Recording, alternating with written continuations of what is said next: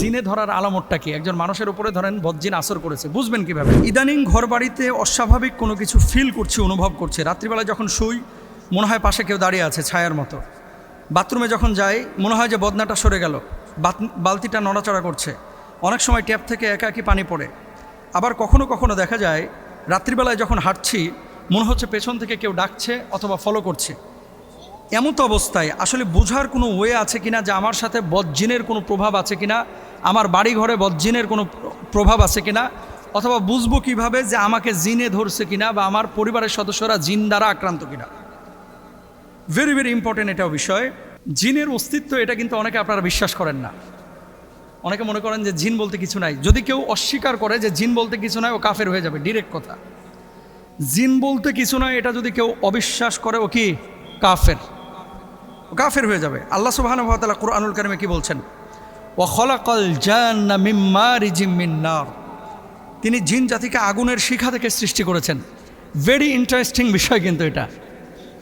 মানে আগুনের তো তিনটা পার্ট দেখবেন, যখন জ্বালাচ্ছেন নিচে থাকে একটা আবরণ, মাঝখানে থাকে হলুদ একটা আবরণ, তার উপরে থাকে ধোঁয়ার নিচে দেখবেন সাদা একটা আবরণ।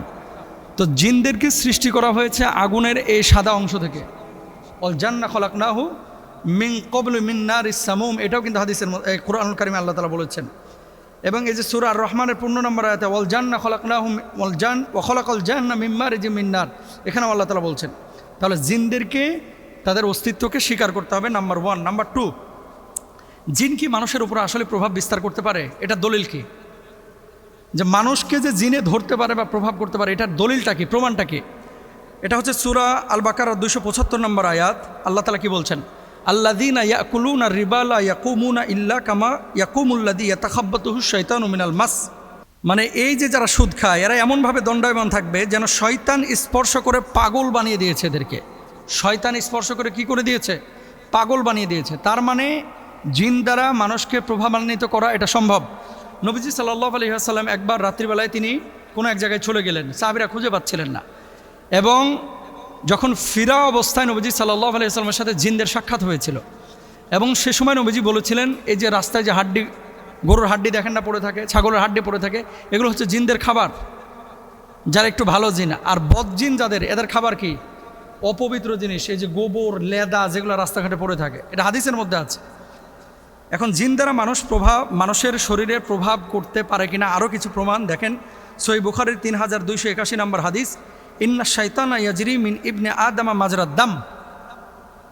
শয়তান মানুষের শরীরের রক্তের মতো চলাচল করতে পারে। এই যে জিন শয়তান এমনভাবে আপনার মানে হৃৎপিণ্ডে আঘাত করতে পারে, তারা শরীরের রগ রেশা দিয়ে চলাচল করতে পারে। এবং এই কথাগুলো যখন ইসলামিক স্কলাররা আলোচনা করেন অনেকে অবিশ্বাস করেন যে এটাও কি সম্ভব কিনা। কিন্তু যিনি পড়েছেন তিনি জানেন যে এটা কত কঠিন মুহূর্ত। এখন দেখেন সম্ভাব্য জিনে ধরার আলামতটা কি? একজন মানুষের উপরে ধরেন বদজিন আসর করেছে, বুঝবেন কিভাবে? নাম্বার 1, 1 নাম্বার, হঠাৎ সে অস্বাভাবিক আচরণ করবে, আতকে উঠবে, মাঝে মাঝে কেঁপে উঠবে, ঝাঁকুনি দিয়ে উঠবে।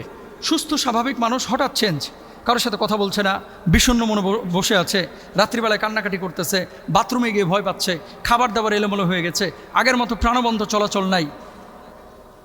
এরপর আসেন নামাজ, কোরআন শুনলে অস্থিরতা তৈরি হয়ে যায়। নামাজে দাঁড়াইলে নামাজ পড়তে চায় না, মসজিদে যাইতে চায় না, কোরআন শুনলে সে অস্থির হয়ে যায়।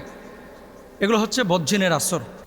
রাত্রিবেলায় ভয়ঙ্কর স্বপ্ন, সে বারবার দেখছে সাপ তেড়ে আসতেছে, পাশে বিড়াল তেড়ে আসতেছে, কুকুর তেড়ে আসতেছে এবং চিৎকার মেরে মেরে উঠে যাচ্ছে, বদজিনের আসর। ঘরের অদ্ভুত শব্দ, দেখবেন যে জানলা লাগিয়ে দিয়েছেন অথবা পাশের রুম থেকে কেউ নাই, হঠাৎ কেমন যেন একটা নয়েজ, কেমন যেন একটা সাউন্ড, কিন্তু আপনি এই সাউন্ডটা দরজা খোলার পর আর দেখছেন যে কেউ নাই। বাথরুম থেকে আওয়াজ আসছে, পাশের গাছ থেকে এরকম আওয়াজ আসছে। এগুলো আসলে খুব বেশি দেখতে যাবেন না, আপনি আমলগুলো করবেন। করণীয় আমল কি আপনার করণীয় আমল হচ্ছে, এই যে রাত্রিবেলা অনেকে হাঁটেন, পেছন থেকে কি যেন আওয়াজ পান, ঘাড় ঘুরে তাকানোর দরকার নাই, আপনি আয়াতুল কুরসি পড়বেন, বুকে ফু দিয়ে সোজা হেঁটে চলে যাবেন। রাসূল আকরাম সাল্লাল্লাহু আলাইহি ওয়াসাল্লাম বলছেন, লা তাজআলু বুয়ুতাকুম মাকাবিরা ইন্নাশ শাইতানা ইয়ানফিরু মিনাল বাইতিল্লাযী তুকরাউ ফীহি সূরাতুল বাকারা। ওই ঘর থেকে শয়তান পালায় যেই ঘরে সূরা বাকারা পড়া হয়। এখন সূরা বাকারা মোবাইলে ছেড়ে রাখেন, ওই ঘরে শয়তান ঢুকবে না ইনশাআল্লাহ। ঘরগুলোকে কবরস্থান বানায়েন না। অনেকে আপনারা নামাজ পড়েন না, উল্টাপাল্টা কাজ করেন ঘরের মধ্যে, সারাক্ষণ ওই সিনেমা দেখেন, নাটক দেখেন, গান বাজনা ছিঁড়ে রাখেন, এগুলো করবেন না। সকাল সন্ধ্যা আয়াতুল কুরসি পড়েন, সকাল সন্ধ্যা দোয়াগুলো পড়েন, রুকিয়া করেন। যদি নিজে না পারেন, যেখানে রুকিয়া সেন্টার আছে সেখানে যান। এরপরে আয়াতুল কুরসি 4 কুল পড়ে হাতে তালুতে ফু দিয়ে পুরো শরীরটাকে বন্ধ করে রাখেন, 5 ওয়াক্ত নামাজ পড়ে গাটাকে বন্ধ করে রাখেন, আয়াতুল কুরসি পড়ে ইনশাআল্লাহ আল্লাহ তাআলা মুক্তি দিবেন ইনশাআল্লাহ। আল্লাহ বোঝার তৌফিক দান করুন। এরপরে প্রশ্নটা হচ্ছে, আসসালামু আলাইকুম মুহতারাম, আপনার কাছে যে বিষয়টি জানতে চাচ্ছি, কিয়ামতের ময়দানে আল্লাহ সুবহানাহু ওয়া তাআলা নাকি বিশেষ কিছু ব্যক্তির দিকে তাকাবেনই না, তাদের দিকে নজর দেবেন না এবং তাদেরকে জান্নাত দেবেন না। এরা মূলত কারা? খুবই গুরুত্বপূর্ণ একটা বিষয়। বেশ কিছু হাদিসের মধ্যে নবীজি সাল্লাল্লাহু আলাইহি ওয়াসাল্লাম এই কথাটি উল্লেখ করেছেন, লা ইউকাল্লিমুহুমুল্লাহু ইয়াউমাল কিয়ামাতি ওয়া লা ইয়ানজুরু ইলাইহিম। আল্লাহ তাআলা তাদের দিকে তাকাবেন না, আল্লাহ তাআলা তাদের সাথে কথা বলবেন না, তাদের সাথে দেখা করবেন না। এরকম কয় শ্রেণীর মানুষ রয়েছে? এক হাদিসের মধ্যে নবীজি বলছেন 3 শ্রেণীর। তারা কারা? আহা, কত বড় মারাত্মক কথা। ওয়ালা ইউজাক্কিহিম ওয়া লাহুম আযাবুন আলীম, এবং তাদের জন্য যন্ত্রণাদায়ক মর্মান্তিক শাস্তি। এক নাম্বার হচ্ছে আল মুসবিলু ইজারা, এই যে টাকনুর নিচে যারা কাপড় পরে, অহংকার করে যারা বড় বড় জামা কাপড় পরে এবং টাকনুর নিচে এগুলো ঝুলিয়ে মাটি হেঁচড়ে যারা চলে, এটাকে বলা হয় আল মুসবিলু ইজারা। এরা জান্নাতের গন্ধ পাবে না, আল্লাহ এদের দিকে তাকাবেন না, এরা জাহান্নামে যাবে। 2 নম্বর ওয়াল মান্নান, দান করে যারা খোটা দেয়, ঠিক আছে, উপকার করে। দেখবেন কিছু মানুষ উপকার করার পরে বলে, দূর বেটা, আমি যদি তোর এই উপকারটা না করতাম তুই দাঁড়াইতে পারতি আজকে। এরকম কিন্তু অনেক কথা এরকম বলে, আমি যদি তোর চাকরিটা না নিয়ে দিতাম বেটা তুই আজকে ভিক্ষা করে খাইতে। ভাই, আপনি চাকরি দেওয়ার মালিক না, আপনি মূলত তাকে দাঁড় করানোর মালিক না, আপনি তাকে সাহায্য করেছেন, এই সাহায্যটা আপনার মাধ্যমে আল্লাহ তাআলা করাইছেন। এর মানে এই না যে আপনি তারা দাঁড় করাই দিচ্ছেন, আপনি তারা উঠাই দিচ্ছেন, না, এটা সম্ভব না। উঠিয়েছেন কে? উঠিয়েছেন হচ্ছে আল্লাহ সুবহানাহু ওয়া তাআলা। এখন আল্লাহ তাআলা আপনার মাধ্যমে উঠিয়েছেন, এটা হচ্ছে মূল কথা। আল্লাহ তাআলা আপনার মাধ্যমে উঠিয়েছেন। এখন আপনি এই খোটা যদি দেন তাহলে আপনি কোনো প্রতিদান পাবেন না এবং আল্লাহ তাআলা আপনার প্রতি নারাজ হবেন। এজন্য দান করে যারা খোটা দেয় আল্লাহ এদের দিকে তাকাবেন না, আল্লাহ এদের দিকে নজর দিবেন না। 3 নম্বর ওয়াল মুনাফিকু সিলাতু বিল হালিফিল কাযিব, মিথ্যা কসম করে ব্যবসা যারা করে, মিথ্যা কসম। অনেক মানুষ আছে যারা, আপনি প্রোডাক্ট কিনতে গিয়েছেন, ভাই গোস্তটা ভালো হবে, আল্লাহর কসম ভাই এই চাইতে ভালো গোস্ত বাজারে পাবেন না, আল্লাহর কসম ভাই এই মুরগিটা সেরা মুরগি। ভাই কি বলেন, আল্লাহর কসম এটা কালকেই রাত্রিবেলা গাছ থেকে পারছি, একবারে টাটকা আম। কি বলেন ভাই, এই তরমুজ, আহা হা হা, পৃথিবীতে এর চাইতে ভালো তরমুজ আছে, আল্লাহর কসম। এখন তো তরমুজের কথা আর কি বলবো, কেউ কেউ তো 50 টাকা কেজিও নিচ্ছেন, 25 টাকা কেজি, 45 টাকা কেজিও নিচ্ছেন। তো কালকে এক দোকানদারকে বললাম, ভালো হবে তো ভাই তরমুজ, 10 কেজি ওজন। তো কী বলেন হুজুর, এর চাইতে ভালো তরমুজ আছে, দামটা একটু বাড়তি। তো আমি বললাম, কি তরমুজও কি হরমুজ প্রণালী দিয়ে আসছে নাকি? এ তরমুজ কি হরমুজ প্রণালী দিয়ে আসছে কিনা? তেলের দাম বাড়ছে, তরমুজ তো আমাদের বাংলাদেশি হয়। এখন আপনারা বুঝে নেন। তো যাই হোক, মিথ্যা কসম করে ব্যবসা বাণিজ্য করা যাবে না, 3 নম্বর। আর আরেক শ্রেণীর কথা বলা হয়েছে, নবীজি সাল্লাল্লাহু আলাইহি ওয়াসাল্লাম বলছেন বৃদ্ধ ব্যভিচারী। অনেক মুরব্বী আছে, 60 বছর 55 বছর হয়ে গেছে, দাড়ি চুল পাইকে যাচ্ছে, এখনও জেনাহের মানসিকতা তার যাচ্ছে না, পরক্রিয়া করে। অনেক জালেম আছে এরকম, দুঃখজনক।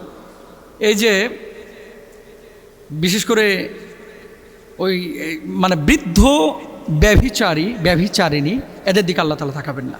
আরেকটা হাদিসের মধ্যে আছে আরও 3 শ্রেণীর মানুষের কথা। মুদমিনুল খমর, যারা মদ পান করে। এরপরে বলা হয়েছে আল আকু, বাপমার অবাধ্য সন্তান। এরপরে বলা হয়েছে আদ-দাইয়ুস, নিজে পর্দা করে, নিজে নামাজ কালাম পড়ে, কিন্তু ছেলে মেয়েদের ব্যাপারে বেখেয়াল। ছেলে মেয়ে নামাজ পড়লো কিনা, ছেলে মেয়ে দিন ফলো করছে কিনা, তারা দিন অনুযায়ী জীবনযাপন করছে কিনা, এই সমস্ত ব্যাপারে একেবারে বেখেয়াল। এরকম যদি কোনো ছেলে মেয়ে থাকে, আর বাপ যদি, মা যদি, অভিভাবক যদি এরকম কোনো তাদের ব্যাপারে থোড়াও কেয়ার না করে, এরাও কিন্তু জাহান্নামে যাবে। এজন্য আমার কলিজার টুকরা ভাই এবং বোনদেরকে বলবো, দেখেন দুনিয়াটা ক্ষণস্থায়ী, পৃথিবীটা ক্ষণস্থায়ী। এই ক্ষণস্থায়ী পৃথিবীর জন্য এত মানে বেপরোয়া হবেন না। আর এই গুণাগুলো, যে গুণাগুলো আমি বললাম, খোটা দেওয়া, মিথ্যা কসম করা, বৃদ্ধাবস্থায় জেনা করা, এগুলো ধারে কাছেও কেউ যাবেন না, কেউ যাবেন না ধারে কাছেও। আর আরেকটা বিষয় আপনাদেরকে বলবো, 4টা পাপ আপনার পরিবারের মধ্যে কেউ ঢুকতে দেবেন না। আবারও বলি, 4 পাপ পরিবারে কেউ ঢুকতে দেবেন না। নাম্বার 1, অহংকার। নিজে অহংকার করবেন না, পরিবারের কাউকে অহংকার করতে দিবেন না, অহংকার শিক্ষা দেবেন না, বিনয়ী শিক্ষা দেন। ইন্নাল্লাহা লা ইউহিব্বু মান কানা মুখতালান ফাখুরা, আল্লাহ অহংকারীকে পছন্দ করেন না। 2 নম্বর, মিথ্যা পরিবারে ঢুকতে দিবেন না, নিজেও মিথ্যা বলবেন না, ছেলে মেয়েদেরকে মিথ্যা বলতে দিবেন না। 3 নম্বর, খোটা দিবেন না। 4 নম্বর হচ্ছে হারাম উপার্জন কখনো করবেন না, হারাম খাইছেন পারিবারিক শান্তি শেষ। আল্লাহ তাআলা আমাদের সবাইকে বোঝার তৌফিক দান করুন।